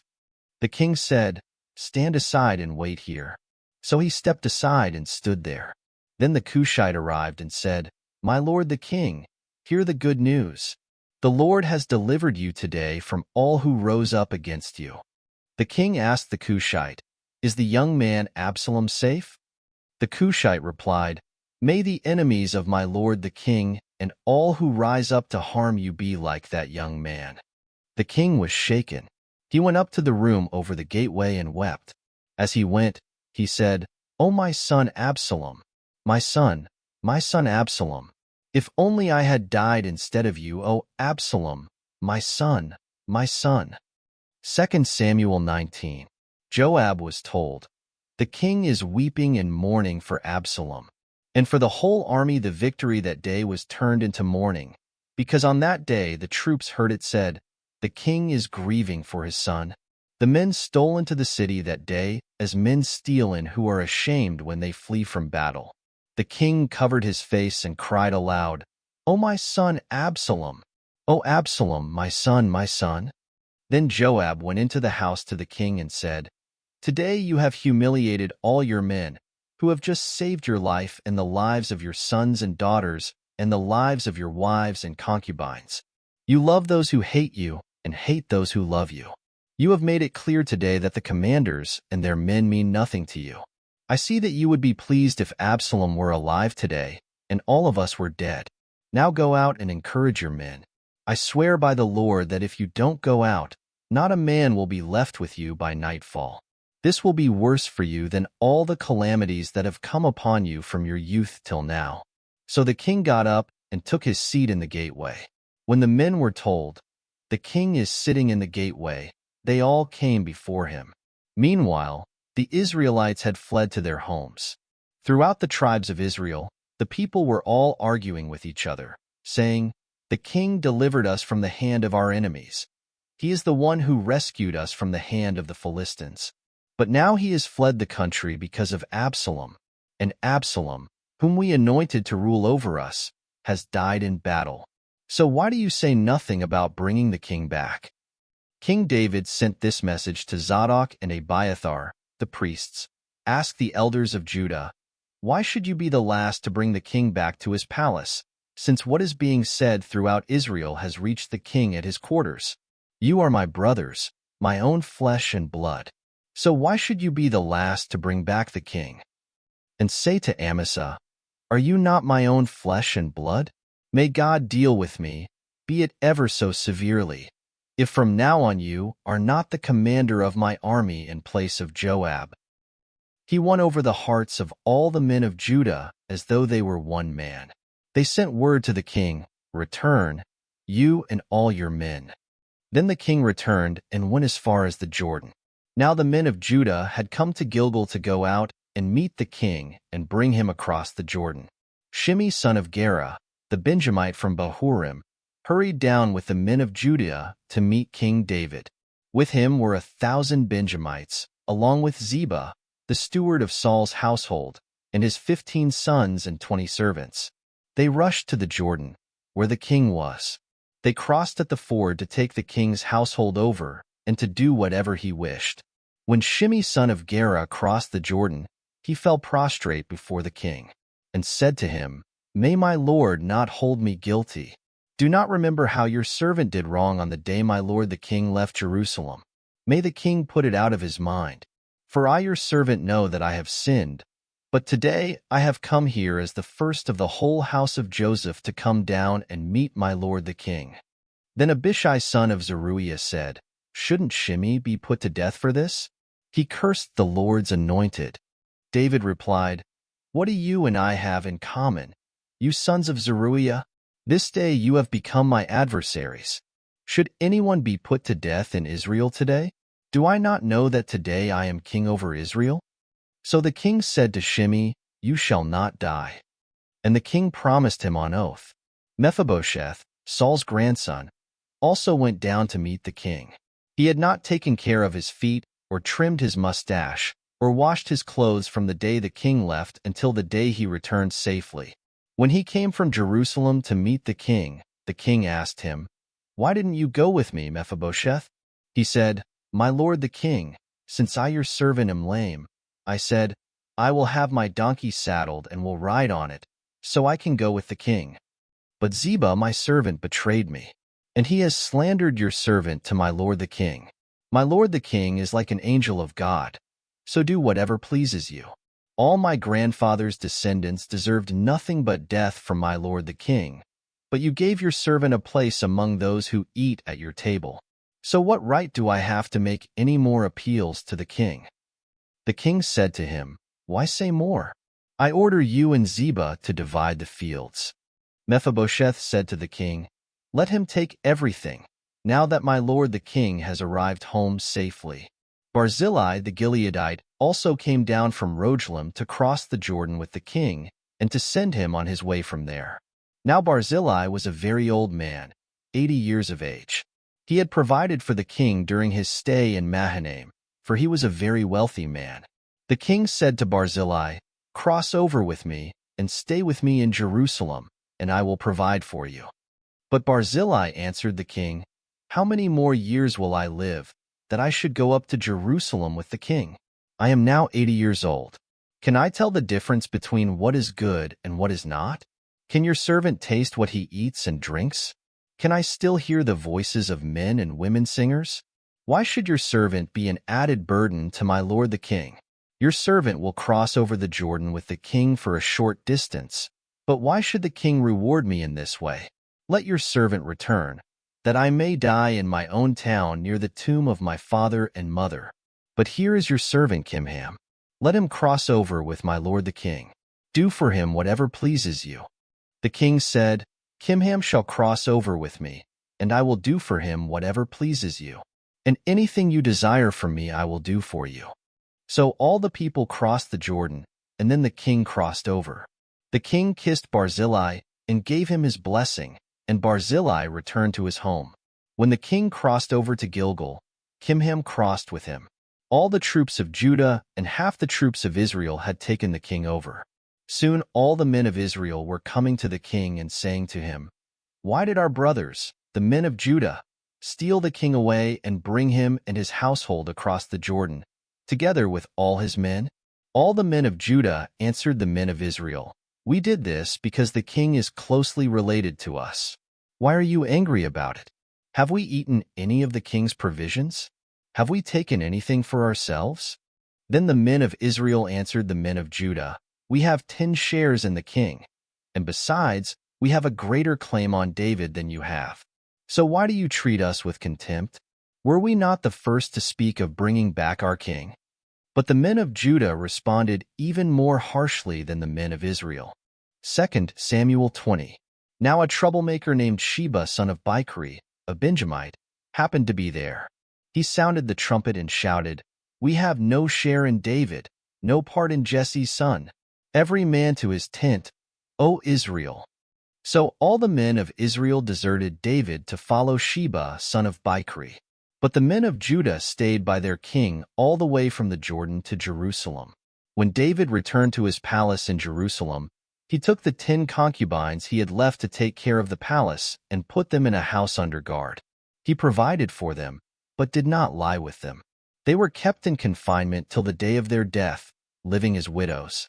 Then the king said to Amasa, "Summon the men of Judah to come to me within 3 days, and be here yourself." But when Amasa went to summon Judah, he took longer than the time the king had set for him. David said to Abishai, "Now Sheba son of Bichri will do us more harm than Absalom did. Take your master's men and pursue him, or he will find fortified cities and escape from us." So Joab's men and the Kerethites and Pelethites and all the mighty warriors went out under the command of Abishai. They marched out from Jerusalem to pursue Sheba son of Bichri. While they were at the great rock in Gibeon, Amasa came to meet them. Joab was wearing his military tunic, and strapped over it at his waist was a belt with a dagger in its sheath. As he stepped forward, it dropped out of its sheath. Joab said to Amasa, "How are you, my brother?" Then Joab took Amasa by the beard with his right hand to kiss him. Amasa was not on his guard against the dagger in Joab's hand, and Joab plunged it into his belly, and his intestines spilled out on the ground. Without being stabbed again, Amasa died. Then Joab and his brother Abishai pursued Sheba son of Bichri. One of Joab's men stood beside Amasa and said, "Whoever favors Joab, and whoever is for David, let him follow Joab." Amasa lay wallowing in his blood in the middle of the road, and the man saw that all the troops came to a halt there. When he realized that everyone who came up to Amasa stopped, he dragged him from the road into a field and threw a garment over him. After Amasa had been removed from the road, all the men went on with Joab to pursue Sheba son of Bichri. Sheba passed through all the tribes of Israel to Abel-Beth-Maachah and through the entire region of the Berites, who gathered together and followed him. All the troops with Joab came and besieged Sheba in Abel-Beth-Maachah. They built a siege ramp up to the city, and it stood against the outer fortifications. While they were battering the wall to bring it down, a wise woman called from the city, "Listen, listen, tell Joab to come here so I can speak to him." He went toward her, and she asked, "Are you Joab?" "I am," he answered. She said, "Listen to what your servant has to say." "I'm listening," he said. She continued, "Long ago they used to say, 'Get your answer at Abel,' and that settled it. We are the peaceful and faithful in Israel. You are trying to destroy a city that is a mother in Israel. Why do you want to swallow up the Lord's inheritance?" "Far be it from me." Joab replied, "Far be it from me to swallow up or destroy. That is not the case. A man named Sheba, son of Bichri, from the hill country of Ephraim, has lifted up his hand against the king, against David. Hand over this one man, and I'll withdraw from the city." The woman said to Joab, "His head will be thrown to you from the wall." Then the woman went to all the people with her wise advice, And they cut off the head of Sheba, son of Bichri, and threw it to Joab. So he sounded the trumpet, and his men dispersed from the city, each returning to his home. And Joab went back to the king in Jerusalem. Joab was over Israel's entire army. Benaiah son of Jehoiada was over the Kerethites and Pelethites. Adoniram was in charge of forced labor. Jehoshaphat son of Ahilud was recorder. Shiva was secretary. Zadok and Abiathar were priests. And Ira the Jairite was David's priest. 2 Samuel 21. During the reign of David, there was a famine for 3 successive years. So David sought the face of the Lord. The Lord said, "It is on account of Saul and his blood-stained house. It is because he put the Gibeonites to death." The king summoned the Gibeonites and spoke to them. Now the Gibeonites were not a part of Israel but were survivors of the Amorites. The Israelites had sworn to spare them, but Saul in his zeal for Israel and Judah had tried to annihilate them. David asked the Gibeonites, "What shall I do for you? How shall I make amends so that you will bless the Lord's inheritance?" The Gibeonites answered him, "We have no right to demand silver or gold from Saul or his family, nor do we have the right to put anyone in Israel to death. What do you want me to do for you?" David asked. They answered the king, "As for the man who destroyed us and plotted against us, so that we have been decimated and have no place anywhere in Israel, let 7 of his male descendants be given to us to be killed and exposed before the Lord at Gibeah of Saul the Lord's chosen one." So the king said, "I will give them to you." The king spared Mephibosheth son of Jonathan, the son of Saul, because of the oath before the Lord between David and Jonathan son of Saul. But the king took Armani and Mephibosheth, the 2 sons of Aiah's daughter Rizpah, whom she had borne to Saul, together with the 5 sons of Saul's daughter Merab, whom she had borne to Adriel son of Barzillai the Mahalathite. He handed them over to the Gibeonites, who killed and exposed them on a hill before the Lord. All 7 of them fell together. They were put to death during the first days of the harvest, just as the barley harvest was beginning. Rizpah daughter of Aiah took sackcloth and spread it out for herself on a rock. From the beginning of the harvest till the rain poured down from the heavens on the bodies, she did not let the birds of the air touch them by day or the wild animals by night.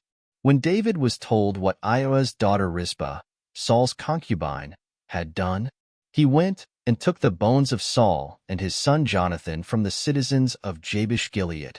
They had taken them secretly from the public square at Beth-shan, where the Philistines had hung them after they struck Saul down on Gilboa.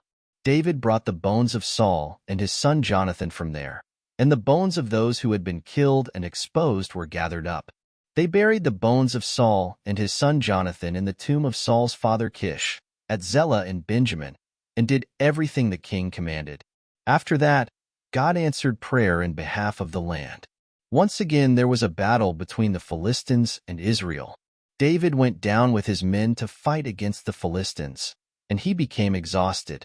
And Ishbi-benob, one of the descendants of Rapha, whose bronze spearhead weighed 300 shekels, and who was armed with a new sword, said he would kill David. But Abishai son of Zeruiah came to David's rescue. He struck the Philistine down and killed him. Then David's men swore to him, saying, "Never again will you go out with us to battle, so that the lamp of Israel will not be extinguished." In the course of time, there was another battle with the Philistines at Gob. At that time Sibbecai the Hushathite killed Saph, one of the descendants of Rapha. In another battle with the Philistines at Gob, Elhanan son of Jeroregim the Bethlehemite killed Goliath the Gittite, who had a spear with a shaft like a weaver's rod.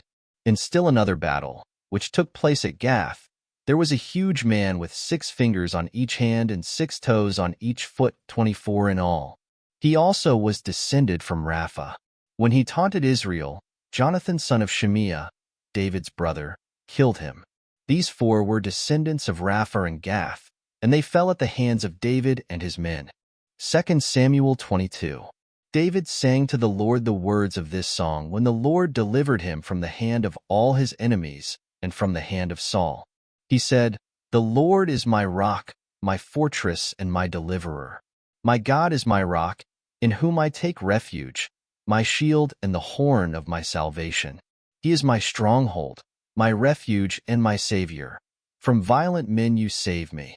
I call to the Lord, who is worthy of praise, and I am saved from my enemies. The waves of death swirled about me. The torrents of destruction overwhelmed me. The cords of the grave coiled around me. The snares of death confronted me. In my distress I called to the Lord. I called out to my God. From his temple he heard my voice. My cry came to his ears. The earth trembled and quaked. The foundations of the heavens shook. They trembled because he was angry. Smoke rose from his nostrils. Consuming fire came from his mouth. Burning coals blazed out of it. He parted the heavens and came down. Dark clouds were under his feet. He mounted the cherubim and flew. He soared on the wings of the wind. He made darkness his canopy around him, the dark rain clouds of the sky. Out of the brightness of his presence bolts of lightning blazed forth. The Lord thundered from heaven. The voice of the Most High resounded. He shot arrows and scattered the enemies, bolts of lightning and routed them. The valleys of the sea were exposed and the foundations of the earth laid bare at the rebuke of the Lord, at the blast of breath from his nostrils. He reached down from on high and took hold of me. He drew me out of deep waters. He rescued me from my powerful enemy, from my foes, who were too strong for me. They confronted me in the day of my disaster, but the Lord was my support. He brought me out into a spacious place. He rescued me because he delighted in me. The Lord has dealt with me according to my righteousness. According to the cleanness of my hands, he has rewarded me. For I have kept the ways of the Lord. I have not done evil by turning from my God. All his laws are before me. I have not turned away from his decrees. I have been blameless before him and have kept myself from sin. The Lord has rewarded me according to my righteousness, according to my cleanness in his sight. To the faithful you show yourself faithful. To the blameless you show yourself blameless. To the pure you show yourself pure. But to the crooked you show yourself shrewd. You save the humble, but your eyes are on the haughty to bring them low. You are my lamp, O Lord. The Lord turns my darkness into light. With your help I can advance against a troop. With my God I can scale a wall. As for God, his way is perfect. The word of the Lord is flawless.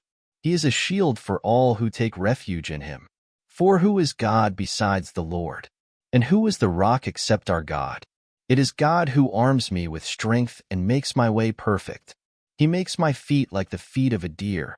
He enables me to stand on the heights. He trains my hands for battle. My arms can bend a bow of bronze. You give me your shield of victory. You stoop down to make me great. You broaden the path beneath me, so that my ankles do not turn. I pursued my enemies and crushed them. I did not turn back till they were destroyed. I crushed them completely, and they could not rise. They fell beneath my feet. You armed me with strength for battle. You made my adversaries bow at my feet. You made my enemies turn their backs in flight, and I destroyed my foes. They cried for help, but there was no one to save them, to the Lord, but he did not answer. I beat them as fine as the dust of the earth. I pounded and trampled them like mud in the streets. You have delivered me from the attacks of my people. You have preserved me as the head of nations. People I did not know are subject to me, and foreigners come cringing to me. As soon as they hear me, they obey me. They all lose heart. They come trembling from their strongholds. The Lord lives. Praise be to my rock. Exalted be God, the rock, my Savior. He is the God who avenges me, who puts the nations under me, who sets me free from my enemies. You exalted me above my foes. From violent men you rescued me. Therefore I will praise you, O Lord, among the nations. I will sing praises to your name. He gives his king great victories. He shows unfailing kindness to his anointed, to David and his descendants forever. 2 Samuel 23. These are the last words of David, the oracle of David son of Jesse, the oracle of the man exalted by the Most High, the man anointed by the God of Jacob, Israel's singer of songs. The Spirit of the Lord spoke through me. His word was on my tongue. The God of Israel spoke. The Rock of Israel said to me, when one rules over men in righteousness, when he rules in the fear of God, he is like the light of morning at sunrise on a cloudless morning, like the brightness after rain that brings the grass from the earth. Is not my house right with God? Has he not made with me an everlasting covenant, arranged and secured in every part? Will he not bring to fruition my salvation and grant me my every desire? But evil men are all to be cast aside like thorns, which are not gathered with the hand. Whoever touches thorns uses a tool of iron or the shaft of a spear. They are burned up where they lie. These are the names of David's mighty men. Joshab-Basshebeth, a Tahkemonite, was chief of the three. He raised his spear against 800 men, whom he killed in one encounter. Next to him was Eleazar son of Dodai the Ahohite. As one of the three mighty men, he was with David when they taunted the Philistines gathered at Pi-Damim for battle. Then the men of Israel retreated, but he stood his ground and struck down the Philistines till his hand grew tired and froze to the sword. The Lord brought about a great victory that day. The troops returned to Eleazar, but only to strip the dead. Next to him was Shammah son of Agi the Hararite. When the Philistines banded together at a place where there was a field full of lentils, Israel's troops fled from them. But Shammah took his stand in the middle of the field. He defended it and struck the Philistines down, and the Lord brought about a great victory. During harvest time, 3 of the 30 chief men came down to David at the cave of Adullam, while a band of Philistines was encamped in the valley of Rephaim. At that time David was in the stronghold, and the Philistine garrison was at Bethlehem. David longed for water and said, "Oh, that someone would get me a drink of water from the well near the gate of Bethlehem." So the 3 mighty men broke through the Philistine lines, drew water from the well near the gate of Bethlehem, and carried it back to David. But he refused to drink it. Instead, he poured it out before the Lord. "Far be it from me, O Lord, to do this," he said. "Is it not the blood of men who went at the risk of their lives?" And David would not drink it. Such were the exploits of the 3 mighty men.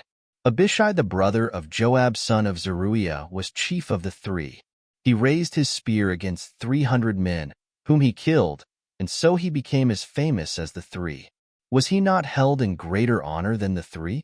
He became their commander, even though he was not included among them. Benaiah son of Jehoiada was a valiant fighter from Kabzeel, who performed great exploits. He struck down 2 of Moab's best men. He also went down into a pit on a snowy day and killed a lion. And he struck down a huge Egyptian. Although the Egyptian had a spear in his hand, Benaiah went against him with a club. He snatched the spear from the Egyptian's hand and killed him with his own spear. Such were the exploits of Benaiah son of Jehoiada. He too was as famous as the 3 mighty men. He was held in greater honor than any of the 30, but he was not included among the 3. And David put him in charge of his bodyguard.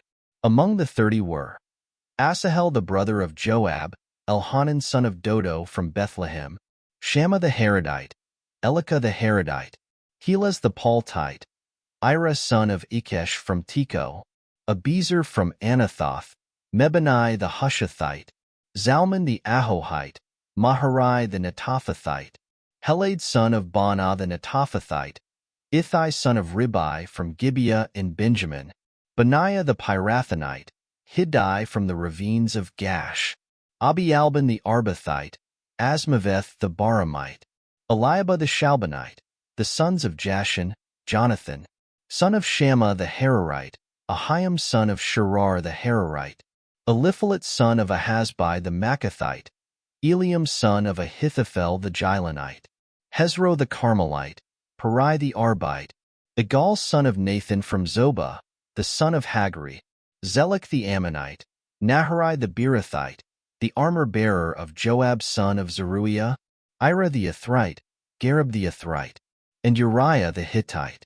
There were 37 in all. 2 Samuel 24. Again the anger of the Lord burned against Israel, and he incited David against them, saying, Go and take a census of Israel and Judah." So the king said to Joab and the army commanders with him, "Go throughout the tribes of Israel from Dan to Beersheba and enroll the fighting men, so that I may know how many there are." But Joab replied to the king, "May the Lord your God multiply the troops 100 times over, and may the eyes of my lord the king see it. But why does my lord the king want to do such a thing?" The king's word, however, overruled Joab and the army commanders. So they left the presence of the king to enroll the fighting men of Israel. After crossing the Jordan, they camped near Aroer, south of the town in the gorge, and then went through Gad and on to Jazer. They went to Gilead and the region of Tadim-Hodshi, and on to Danjon and around toward Sidon. Then they went toward the fortress of Tyre and all the towns of the Hivites and Canaanites. Finally, they went on to Beersheba in the Negev of Judah. After they had gone through the entire land, they came back to Jerusalem at the end of 9 months and 20 days. Joab reported the number of the fighting men to the king. In Israel, there were 800,000 able-bodied men who could handle a sword, and in Judah 500,000. David was conscience-stricken after he had counted the fighting men, and he said to the Lord, "I have sinned greatly in what I have done. Now, O Lord, I beg you, take away the guilt of your servant. I have done a very foolish thing." Before David got up the next morning, the word of the Lord had come to Gad the prophet, David's seer. "Go and tell David, this is what the Lord says. I am giving you 3 options. Choose one of them for me to carry out against you." So Gad went to David and said to him, "Shall there come upon you 3 years of famine in your land? Or 3 months of fleeing from your enemies while they pursue you? Or 3 days of plague in your land? Now then, think it over and decide how I should answer the one who sent me." David said to Gad, "I am in deep distress. Let us fall into the hands of the Lord, for his mercy is great. But do not let me fall into the hands of men." So the Lord sent a plague on Israel from that morning until the end of the time designated, and 70,000 of the people from Dan to Beersheba died. When the angel stretched out his hand to destroy Jerusalem, the Lord was grieved because of the calamity and said to the angel who was afflicting the people, "Enough! Withdraw your hand." The angel of the Lord was then at the threshing floor of Araunah the Jebusite. When David saw the angel who was striking down the people, he said to the Lord, "I am the one who has sinned and done wrong. These are but sheep. What have they done? Let your hand fall upon me and my family." On that day Gad went to David and said to him, "Go up and build an altar to the Lord on the threshing floor of Araunah the Jebusite." So David went up, as the Lord had commanded through Gad. When Araunah looked and saw the king and his men coming toward him, he went out and bowed down before the king with his face to the ground. Araunah said, "Why has my lord the king come to his servant?" "To buy your threshing floor," David answered, "so I can build an altar to the Lord, that the plague on the people may be stopped." Araunah said to David, "Let my lord the king take whatever pleases him and offer it up. Here are oxen for the burnt offering, and here are threshing sledges and ox yokes for the wood. O king, Araunah gives all this to the king." Araunah also said to him, "May the Lord your God accept you." But the king replied to Araunah, "No, I insist on paying you for it. I will not sacrifice to the Lord my God burnt offerings that cost me nothing." So David bought the threshing floor and the oxen and paid 50 shekels of silver for them. David built an altar to the Lord there and sacrificed burnt offerings and fellowship offerings. Then the Lord answered prayer in behalf of the land, and the plague on Israel was stopped.